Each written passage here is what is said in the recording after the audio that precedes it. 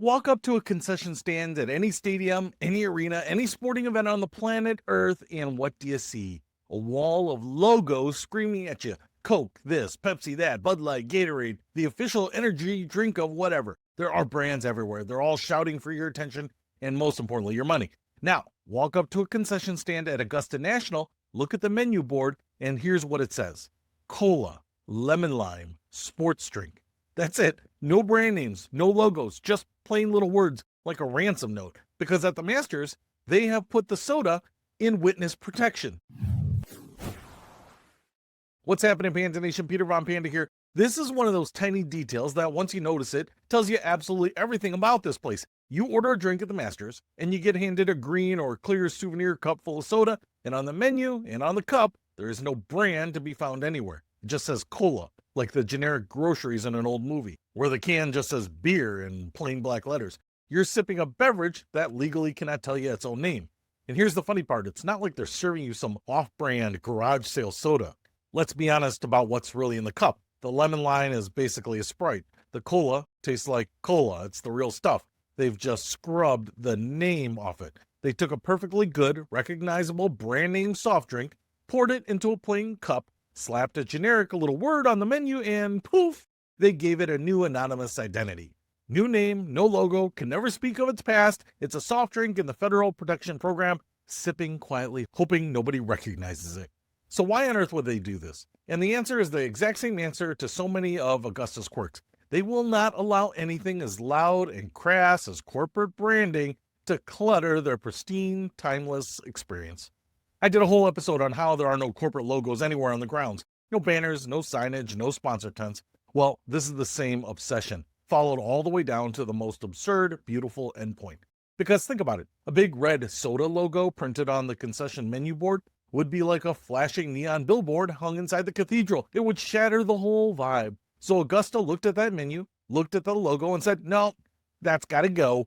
And they erased it. At the Masters, even the soda has to keep its voice down. But here's the kicker that ties it all together. The part that makes this more than just a fun bit of trivia. That anonymous, nameless cola, it costs about $2, $2. And those famous sandwiches, the pimento cheese, egg salad, $1.50. And get this, the price hasn't gone up since 2002. So now stop and think about it, because it's wild. Every other event on the planet treats you like a hostage. They've got you trapped inside the gates. You've got nowhere to go. So they charge you $14 for a watery beer and $8 for a hot dog. And they squeeze every nickel and dime out of you because what are you going to do? Leave? No. But Augusta does the exact opposite. They keep it insultingly cheap. The founder, Clifford Roberts, literally wrote back in 1976 that one of the reasons the Masters is so beloved is that people can get food and drink at fair prices, and they've honored that for 50 years. So put those two facts side by side, and you'll see the whole Augusta worldview in a single green cup. They could absolutely cash in. They could sell the pouring rights for millions, slap a giant soda logo on every cup, and charge you $8 a pop like everyone else. Instead, they charge you $2 for a cola that doesn't even get to have its own name. That's the flex. That's the most Augusta thing imaginable. We are so far above gouging you that we will not even let the soda advertise itself, and will practically give it away for free. Control and purity over money, always. It's totally fetch. And honestly, I find it kind of wonderful because we live in a world where every single thing is branded. It's monetized, and it's secretly an advertisement. Your shoes are an ad, your coffee cup is an ad, your phone is a billboard. And then there's this one little corner of the universe, this one little place where you can sit in the Georgia spring and watch the best golf on earth and drink a cold soda that doesn't have a name, doesn't have a logo, isn't trying to sell you anything. It's just a soda in a green cup. There's something almost peaceful about it, a little pocket of quiet in a world that never stops shouting. So, next April, when you see a patron strolling the fairways with a green cup in hand, just know that there's a perfectly good brand name soda in there that, for 1 week a year, has agreed to go completely incognito. Even the soda knows the rules at Augusta.